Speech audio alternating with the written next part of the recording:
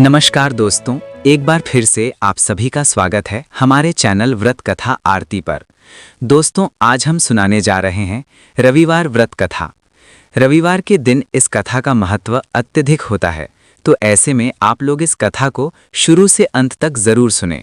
और दोस्तों, कथा को बीच में मत छोड़िएगा, क्योंकि आधा अधूरा ज्ञान हमेशा ही अच्छा नहीं माना जाता है। तो चलिए दोस्तों, कथा शुरू करते हैं। ओम भूर्भुवः स्वः तत्सवितुर्वरेण्यं भर्गो देवस्य धीमहि धियो यो नः प्रचोदयात्। ओम श्री गणेशाय नमः। ओम नमो भगवते सूर्य नारायणाय। हे जगत के स्वामी, हे आदि वैद्य, हे अंधकार के विनाशक भगवान सूर्य नारायण, आपको हमारा बारंबार प्रणाम है। श्रोतागण, आज हम सब मिलकर रविवार व्रत की उस महान और पवित्र महिमा का गान करेंगे जिसका वर्णन हमारे वेदों और पुराणों में किया गया है। भगवान सूर्यदेव केवल एक तारा मात्र नहीं है, बल्कि वे साक्षात परब्रह्म है, जो हमें प्रतिदिन प्रत्यक्ष रूप से दर्शन देते हैं। वे आरोग्य, तेज, बल और जीवन के देवता हैं। ज्योतिष शास्त्र भी यही कहता है कि जिस भी मनुष्य पर सूर्य देव की कृपा हो जाए, उसे संसार में मान सम्मान, उत्तम स्वास्थ्य, धन और पद प्रतिष्ठा स्वतः ही प्राप्त हो जाती है। कथा प्रारंभ करने से पूर्व आइए हम सब मिलकर भगवान सूर्य नारायण के उन 12 पवित्र नामों का स्मरण करें, जिनके उच्चारण मात्र से शरीर के सभी रोग और कष्ट दूर हो जाते हैं। ओम मित्राय नमः, जो संपूर्ण जगत के मित्र हैं और सबका कल्याण करते हैं। ओम रवये नमः, जो इस पूरे संसार में प्रकाश का एकमात्र आधार हैं। ओम सूर्याय नमः, जो संपूर्ण चराचर जगत में ऊर्जा और जीवन का संचार करते हैं। ओम भानवे नमः, जो अत्यंत तेजस्वी और प्रकाशवान हैं। ओम खगाय नमः, जो आकाश मंडल में निरंतर विचरण करते हैं। ओम पूषणे नमः, जो एक पिता की भांति पूरे संसार का पोषण करते हैं। ओम हिरण्यगर्भाय नमः, जिनके भीतर यह संपूर्ण सृष्टि समाहित है। ओम मरीचय नमः, जो अनंत रश्मियों और किरणों के स्वामी हैं। ओम आदित्याय नमः, जो माता अदिति के पुत्र हैं। ओम सवित्रे नमः, जो इस पूरी सृष्टि को उत्पन्न करने वाले हैं। ओम अर्काय नमः, जो सभी देवताओं में पूजनीय और आदरणीय हैं।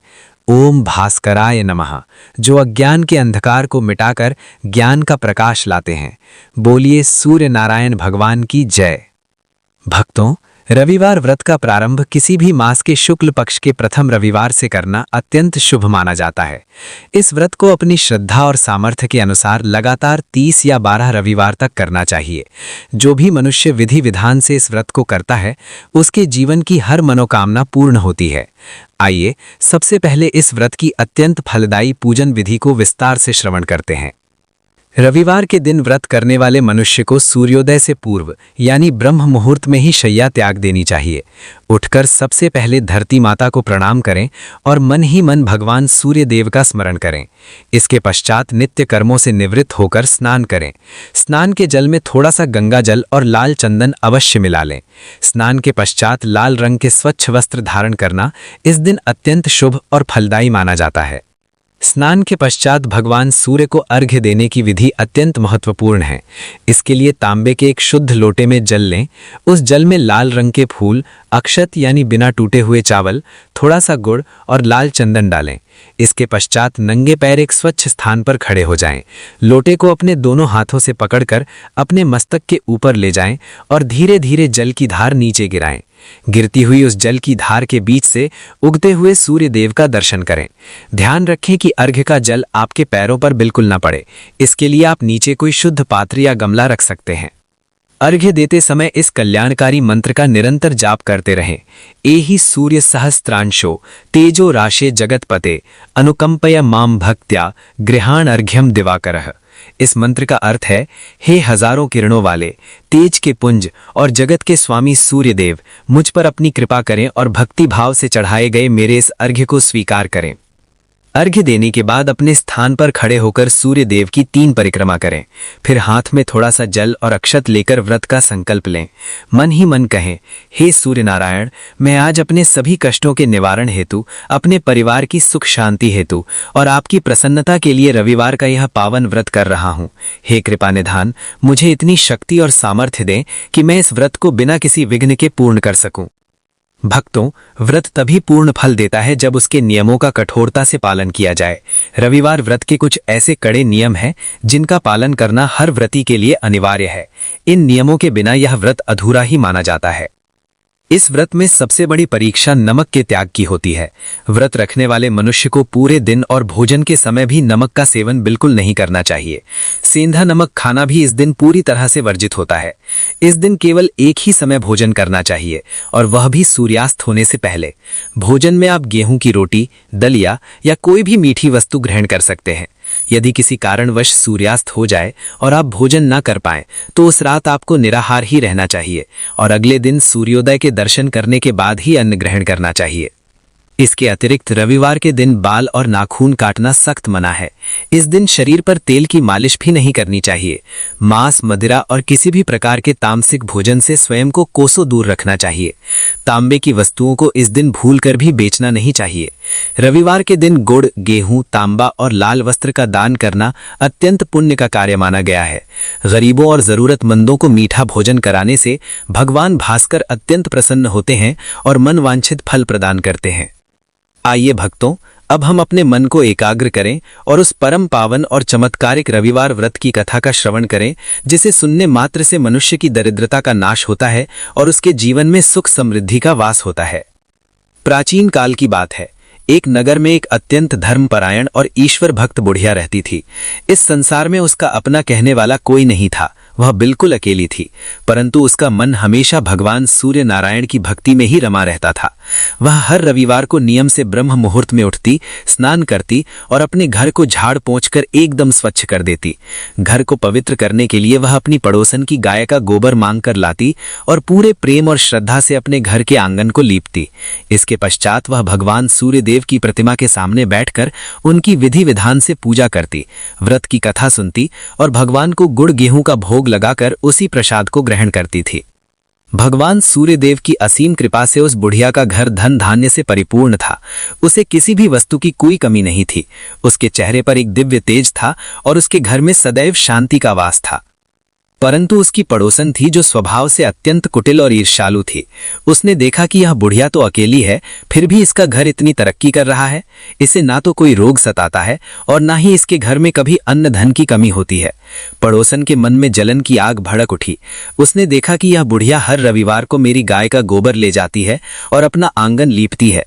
उस दुष्ट पड़ोसन ने मन ही मन एक चाल चली और अगले रविवार की सुबह अपनी गाय को घर के आंगन से हटाकर घर के भीतर एक कमरे में बांध दिया। जब रविवार की सुबह बुढ़िया उठी और गोबर लेने अपनी पड़ोसन के घर गई तो उसे वहां गोबर नहीं मिला। उसने पड़ोसन से विनती की, परंतु पड़ोसन ने साफ मना कर दिया और ताने मारकर उसे वहां से भगा दिया। बुढ़िया अत्यंत निराश और दुखी मन से अपने घर लौट आई। गोबर ना मिल पाने के कारण उस दिन बुढ़िया ने अपने घर का आंगन नहीं लीप सकी। आंगन स्वच्छ ना होने के कारण उसने भगवान सूर्य देव को भोग भी नहीं लगाया। उसे लगा कि अपवित्र घर में भगवान को भोग लगाना पाप है। भगवान को भोग लगाए बिना वह स्वयं कैसे भोजन कर सकती थी। इसलिए उस रविवार बुढ़िया ने ना तो कुछ खाया और ना ही जल की एक बूंद ग्रहण की। वह भगवान की याद में रोते रोते अत्यंत दुख के साथ भूखी प्यासी ही सो गई। आधी रात का समय बीता। चारों ओर घनघोर सन्नाटा छाया हुआ था। तभी अचानक बुढ़िया के उस छोटे से झोपड़े में एक अत्यंत तीव्र और अलौकिक प्रकाश फैल गया। साक्षात भगवान सूर्यदेव अपने स्वर्ण रथ पर सवार होकर अत्यंत दिव्य और मनमोहक रूप में बुढ़िया के सामने प्रकट हुए। भगवान का मुखमंडल करोड़ों सूर्यों के समान तेजस्वान था, फिर भी उनकी आंखों में एक पिता के समान अपार वात्सल्य और करुणा भरी हुई थी। भगवान ने बड़े ही प्रेम से बुढ़िया को जगाया और मधुर वाणी में बोले, हे मेरी प्रिय पुत्री, उठ, अपनी आंखें खोल। तू आज इस तरह भूखी प्यासी क्यों सो गई? तूने आज मेरा द्वार क्यों नहीं लीपा और मुझे मेरा भोग क्यों नहीं अर्पण किया? बुढ़िया ने कांपते हाथों से अपनी आंखें मली। जब उसने सामने साक्षात जगत के स्वामी भगवान सूर्य नारायण को खड़ा देखा तो वह भाव विभोर होकर उनके श्री चरणों में गिर पड़ी। उसकी आंखों से आंसुओं की अविरल धारा बहने लगी। वह रोते और सिसकते हुए भगवान से कहा, हे दीनानाथ, हे जगत के स्वामी, मेरी पड़ोसन ने आज अपनी गाय को छिपा लिया था। बहुत ढूंढने पर भी मुझे गोबर नहीं मिला। गोबर के अभाव में मैं आपके द्वार को लीप कर स्वच्छ ना कर सकी। बिना द्वार लीपे इस अपवित्र स्थान पर मैं आपको भोग कैसे लगाती, और जब तक आप भोग ग्रहण ना करते मैं कैसे अन्न जल ग्रहण कर सकती थी। इसलिए हे प्रभु, मैंने आज अन्न का त्याग कर दिया। बुढ़िया की इस सच्ची और निष्काम भक्ति को देखकर भगवान सूर्यदेव अत्यंत प्रसन्न हुए। वे मुस्कुराते हुए बोले, हे मेरी प्रिय पुत्री, उठ। तेरी इस सच्ची निष्ठा और अटूट भक्ति ने मुझे विवश कर दिया है। मैं तुझसे अत्यंत प्रसन्न हूँ। मैं तुझे एक ऐसी चमत्कारिक गाय और बछड़ा प्रदान करता हूँ जो तेरी इस दरिद्रता और सभी कष्टों को जड़ से मिटा देगा। यह गाय तेरी हर इच्छा पूरी करेगी। इतना कहकर भगवान सूर्य नारायण वहीं अंतर्ध्यान हो गए। जब अगली सुबह बुढ़िया की आंख खुली तो उसने देखा कि उसके आंगन में एक बेहद सुंदर श्वेत रंग की कामधेनु जैसी गाय और एक अत्यंत चंचल बछड़ा बंधा हुआ है। वह गाय कोई साधारण गाय नहीं थी। उसके शरीर से एक दिव्य और मनमोहक सुगंध आ रही थी। बुढ़िया ने खुशी के मारे दौड़कर उस गाय को बड़े प्यार से सहलाया और तभी एक बहुत बड़ा चमत्कार हुआ। जैसे ही उस गाय ने गोबर किया, बुढ़िया के आश्चर्य का कोई ठिकाना न था। वो गोबर कोई साधारण गोबर नहीं था, बल्कि वो 100% शुद्ध स्वर्ण यानी सोने का गोबर था। बुढ़िया ने भगवान सूर्यदेव को बारंबार दंडवत प्रणाम किया और उस सोने के गोबर को उठा लिया। अब बुढ़िया की सारी गरीबी हमेशा के लिए दूर हो गई। वो रोज उस सोने के गोबर को बाजार में बेचती और उससे मिलने वाले धन से न केवल अपना भरण पोषण करती, बल्कि नगर के सभी गरीबों और बेसहारा लोगों की भी खूब मदद करती। बुढ़िया का जीवन सुखमय हो गया। लेकिन दूसरी ओर उसकी पड़ोसन की जलन अब और भी विकराल रूप ले चुकी थी। पड़ोसन छिप छिप कर देखती थी कि इस बुढ़िया के पास अचानक इतना धन कहाँ से आने लगा है। एक दिन उस पड़ोसन ने दीवार के छेद से देख लिया कि बुढ़िया की वो नई गाय सोने का गोबर दे रही है और बुढ़िया उसे उठा रही है। ये देखकर पड़ोसन का मन लालच से भर गया। जब बुढ़िया घर पर नहीं होती तो वो दुष्ट पड़ोसन चुपके से बुढ़िया के आंगन में आती। वो सोने का गोबर चुराकर अपने घर ले जाती और अपनी साधारण गाय का मलमूत्र वहां छोड़ जाती। बुढ़िया अत्यंत भोली थी। उसे इस धोखे का बिल्कुल भी पता नहीं चला। ये सिलसिला कई दिनों तक चलता रहा। लेकिन भगवान सूर्यदेव, जो संपूर्ण जगत की हर गतिविधि को देखते हैं, उनसे ये छल कैसे छिप सकता था। भगवान ने अपनी परम भक्त की रक्षा के लिए एक लीला रची। एक दिन अचानक शाम के समय अत्यंत तेज आंधी और तूफान आ गया। तेज हवाओं को देखकर बुढ़िया ने अपनी उस चमत्कारिक गाय को बाहर आंगन से खोलकर घर के भीतर एक सुरक्षित कमरे में बांध दिया। अगली सुबह जब बुढ़िया सोकर उठी तो उसने देखा कि कमरे के अंदर गाय ने सोने का गोबर किया हुआ है। तब जाकर उस भोली बुढ़िया को सारी सच्चाई समझ में आई कि ये गाय तो वास्तव में सोने का गोबर देती है और अब तक वो पड़ोसन ही चुपके से उसका सोना चुरा रही थी। उस दिन के बाद से बुढ़िया ने अपनी गाय को हमेशा घर के भीतर ही बांधना शुरू कर दिया। उधर जब पड़ोसन को सोने का गोबर मिलना बंद हो गया तो उसकी ईर्ष्या और लालच की कोई सीमा न रही। वो दौड़ती हुई सीधे उस नगर के राजा के भव्य दरबार में जा पहुंची। उसने राजा के सामने हाथ जोड़कर कहा, हे महाराज, आपके राजकाज में कितनी बड़ी अंधेरगर्दी हो रही है। आपके राज्य में एक गरीब और लाचार बुढ़िया के पास एक ऐसी चमत्कारी गाय है जो प्रतिदिन शुद्ध सोने का गोबर देती है। हे राजन, ऐसी अलौकिक और बहुमूल्य वस्तु तो केवल राजकोष में होनी चाहिए ताकि उससे राज्य का भला हो सके। उस गरीब बुढ़िया के पास ऐसी गाय का क्या काम।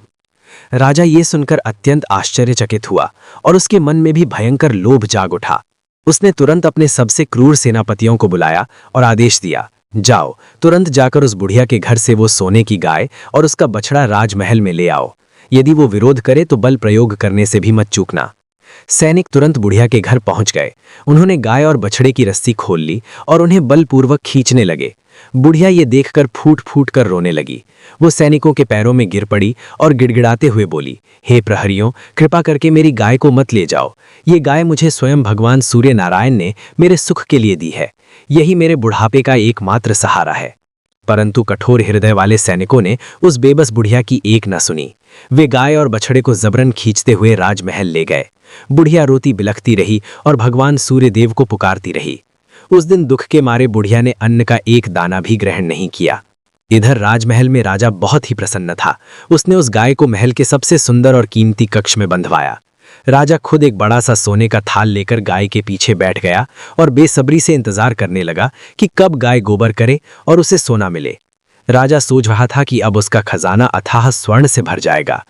लेकिन भक्तों, याद रखिए कि जो भी मनुष्य भगवान के सच्चे भक्त को सताता है, उसका पतन निश्चित है। जैसे ही संध्या का समय हुआ, उस दिव्य गाय ने गोबर किया।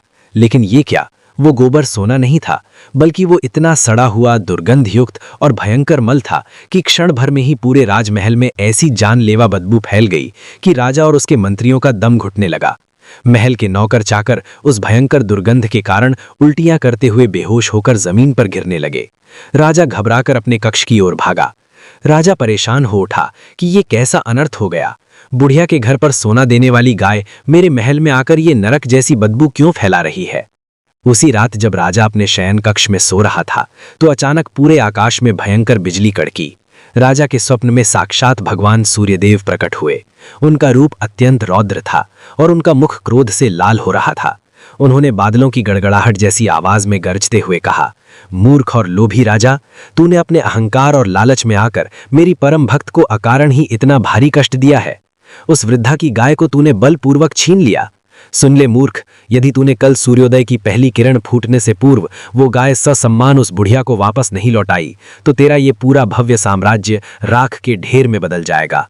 तेरा सर्वनाश हो जाएगा और तुझे बचाने वाला इस त्रिलोक में कोई नहीं होगा। ये भयंकर चेतावनी सुनकर राजा चीख मारकर बिस्तर से उठ बैठा। वो डर के मारे थर थर कांप रहा था। उसे अपनी भयंकर भूल का एहसास हो गया था। रात अभी बाकी थी, लेकिन राजा से सुबह होने का इंतजार नहीं हुआ। अभी सूर्य की पहली किरण भी नहीं निकली थी कि राजा स्वयं नंगे पैर हाथ जोड़कर बुढ़िया की झोपड़ी तक पहुंच गया। उसके पीछे पीछे सैनिक अत्यंत सम्मान के साथ उस गाय और बछड़े को लेकर चल रहे थे। राजा ने रोते हुए उस वृद्ध बुढ़िया के चरणों में अपना सिर रख दिया और क्षमा मांगते हुए बोला, हे माता, मुझे क्षमा कर दो। लोभ और अज्ञानता ने मेरी बुद्धि भ्रष्ट कर दी थी। मैं आपके प्रताप को नहीं जान सका। ये रही आपकी चमत्कारी गाय और बछड़ा। कृपया इन्हें स्वीकार करें और मुझे भगवान सूर्यदेव के भयंकर श्राप से बचा लें। बुढ़िया स्वभाव से अत्यंत दयालु और क्षमाशील थी। उसने तुरंत राजा को माफ कर दिया। राजा ने न केवल बुढ़िया को उसकी गाय लौटाई, बल्कि उस बुढ़िया के लिए एक अत्यंत भव्य और सुंदर महल भी बनवा कर दिया। इसके साथ ही राजा ने उस दुष्ट और ईर्ष्यालु पड़ोसन को उसके किए की कड़ी सजा दी।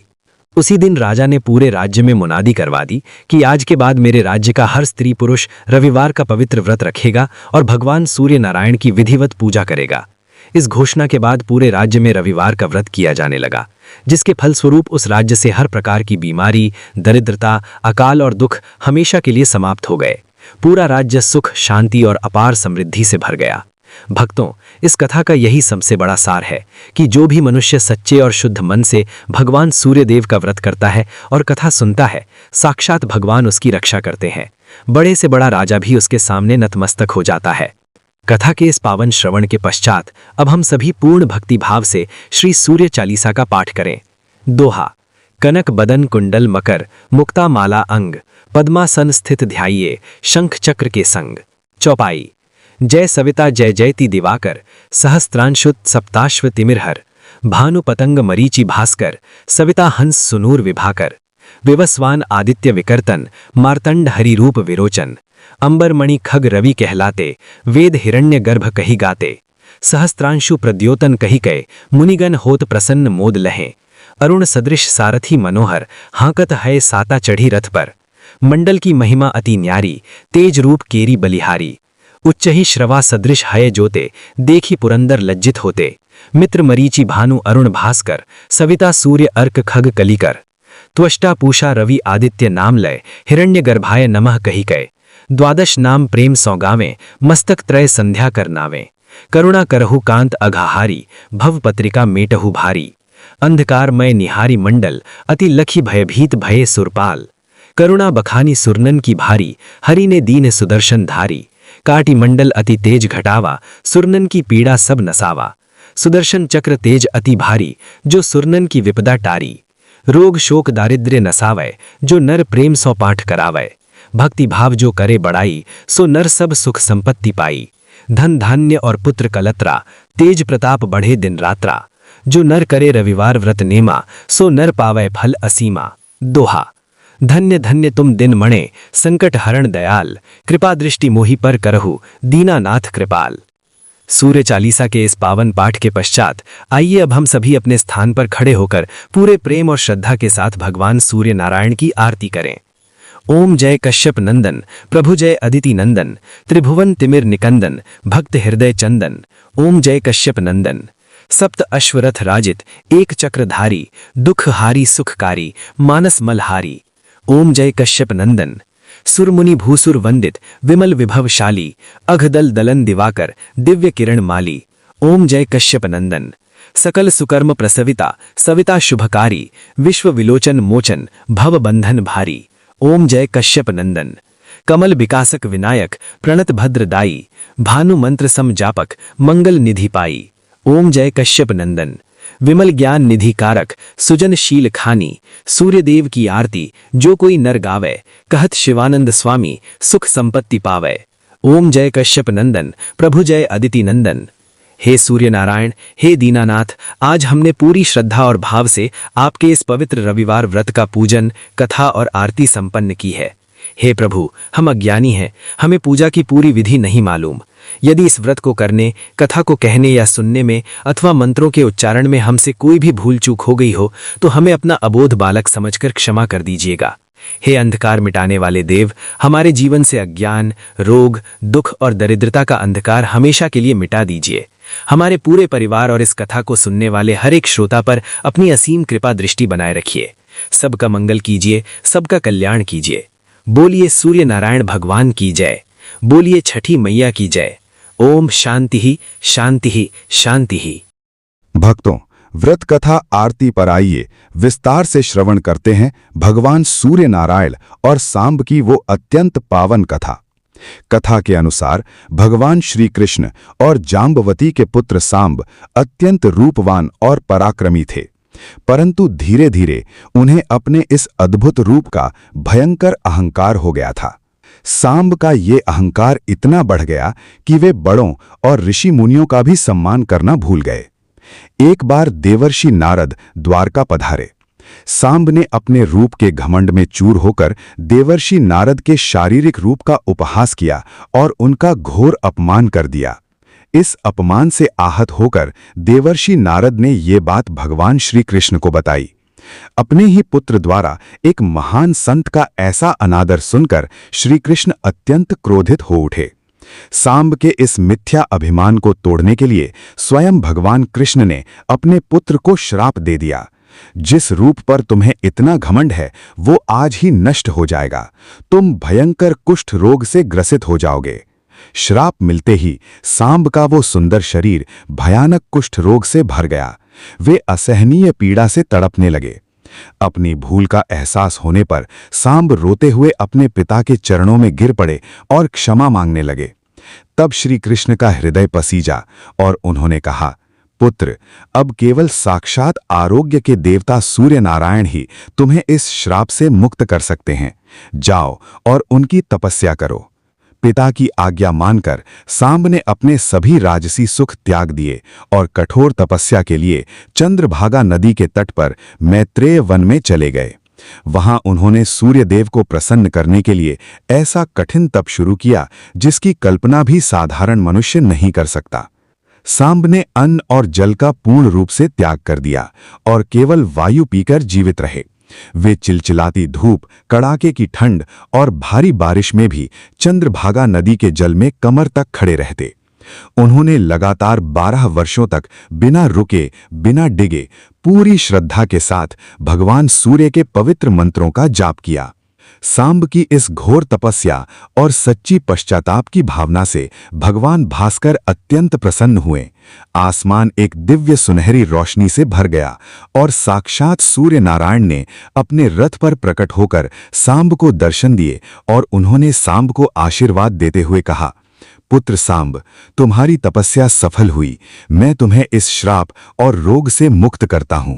सूर्य देव का प्रकाश पड़ते ही सांब का कुष्ठ रोग पल भर में नष्ट हो गया और उनका शरीर पहले से भी अधिक सुंदर और कांतिमय हो गया। कृतज्ञ होकर सांब ने उसी पवित्र स्थान पर सूर्य देव के एक विशाल और भव्य मंदिर का निर्माण करवाया, जो आज भी सूर्य उपासना का प्रतीक है। भक्तों, ये विस्तृत कथा हमें ये शिक्षा देती है कि अभिमान मनुष्य का पतन का कारण बनता है, परंतु यदि कोई सच्चे मन से पश्चाताप करे और भगवान सूर्य की उपासना करे तो बड़े से बड़ा और असाध्य रोग भी दूर हो जाता है। प्रेम से बोलिए सूर्य नारायण भगवान की जय। कथा अच्छी लगी हो तो वीडियो को लाइक करें और व्रत कथा आरती को सब्सक्राइब जरूर करें। भक्तों, सांब की इस अद्भुत कथा से हमने जाना कि सूर्य देव की कृपा से असाध्य रोग भी मिट जाते हैं, लेकिन ये कृपा तभी प्राप्त होती है जब सूर्य देव को सही विधि से अर्घ्य दिया जाए। व्रत कथा आरती के इस भाग में आइए जानते हैं कि सूर्य भगवान को जल कैसे चढ़ाना चाहिए, इसका सही समय क्या है, कौन सी गलतियां भूलकर भी नहीं करनी चाहिए और इस अर्घ्य का हमारे जीवन पर क्या प्रभाव पड़ता है।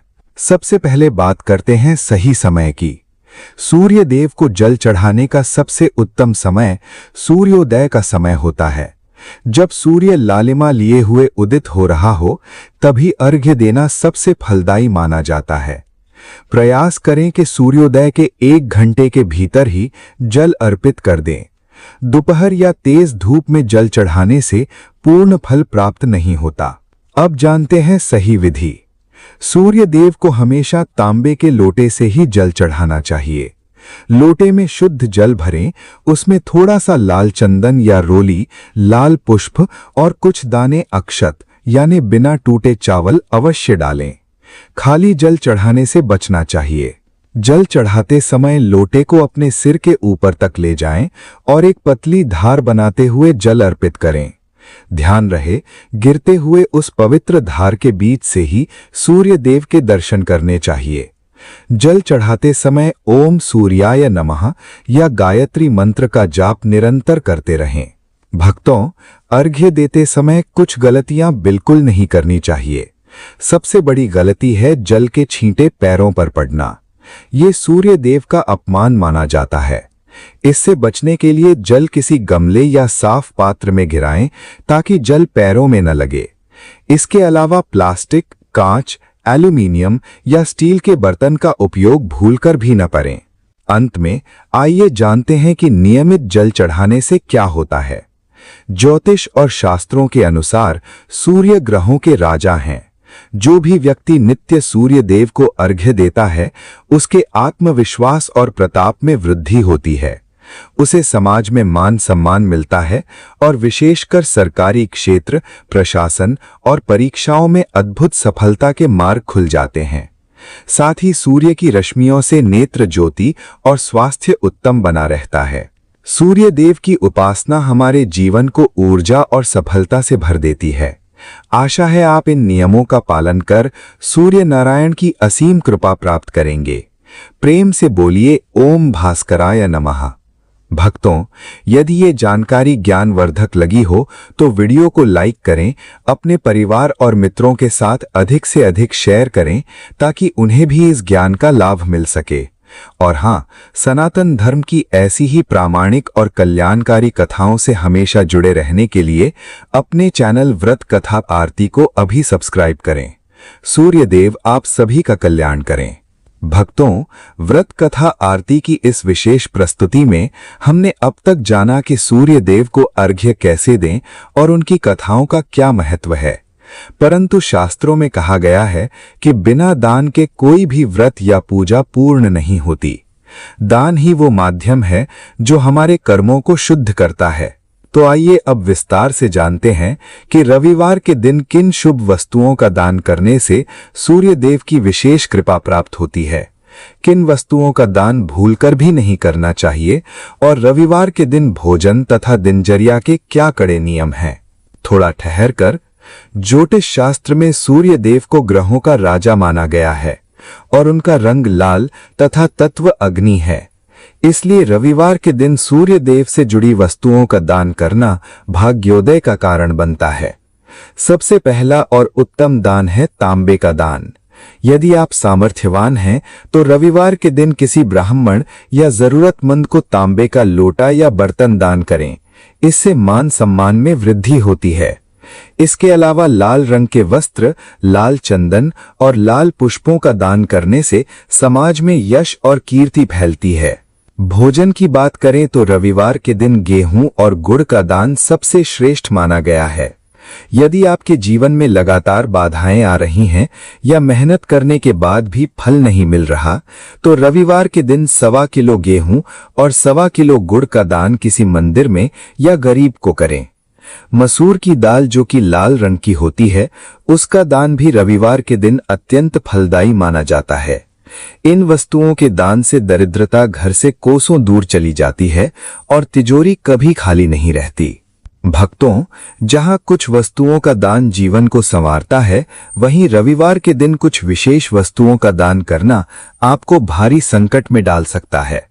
रविवार सूर्य का दिन है और सूर्य देव तथा शनि देव के बीच पिता पुत्र होने के बावजूद शत्रुता का भाव माना जाता है। इसलिए रविवार के दिन शनि देव से जुड़ी वस्तुओं का दान भूलकर भी नहीं करना चाहिए। इस दिन लोहे का कोई भी सामान दान में न दें। काले तिल, सरसों का तेल, उड़द की दाल और काले वस्त्रों का दान रविवार को वर्जित माना गया है। ऐसा करने से सूर्य देव रुष्ट हो सकते हैं और बनते हुए काम भी बिगड़ सकते हैं। दान के नियमों के साथ साथ रविवार के दिन क्या खाएं और क्या न खाएं, इसका भी बहुत महत्व है। जो भक्त रविवार का व्रत रखते हैं, उन्हें पूरे दिन में केवल एक बार ही भोजन करना चाहिए और वो भोजन भी सूर्यास्त से पहले कर लेना चाहिए। सबसे बड़ा नियम यह है कि रविवार के व्रत में नमक का पूर्ण रूप से त्याग करना चाहिए। मीठा भोजन जैसे गेहूं के आटे और गुड़ से बनी रोटियां, हलवा या दलिया खाना सर्वोत्तम होता है।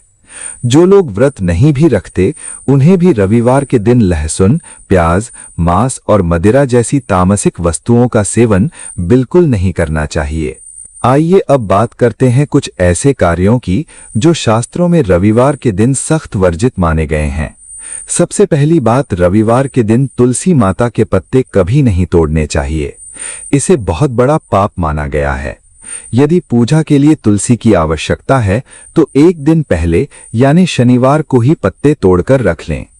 इसके अलावा रविवार के दिन बाल कटवाना, नाखून काटना या दाढ़ी बनवाना भी अशुभ माना जाता है। और हां, जो व्यक्ति स्वस्थ है उसे रविवार के दिन दोपहर में कभी नहीं सोना चाहिए।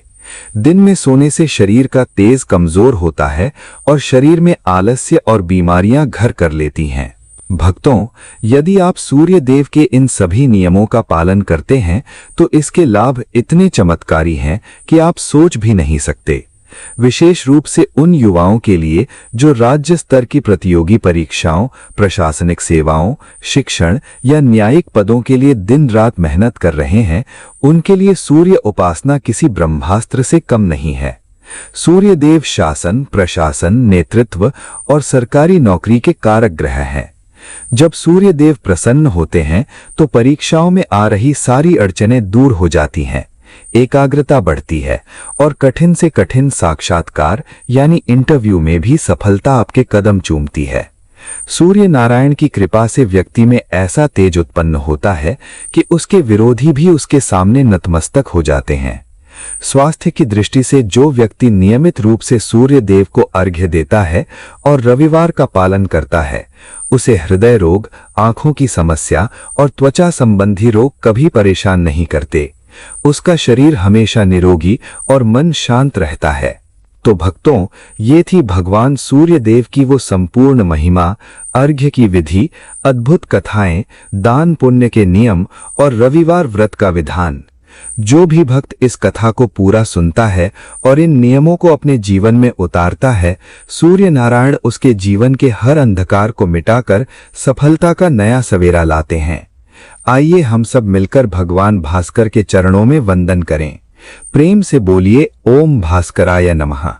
भक्तों, अगर आपको ये विस्तृत प्रस्तुति और कथाएं पसंद आई हों तो इस वीडियो को लाइक करें, अपने परिवार और मित्रों के साथ अधिक से अधिक शेयर करें ताकि उन्हें भी इस ज्ञान का लाभ मिल सके।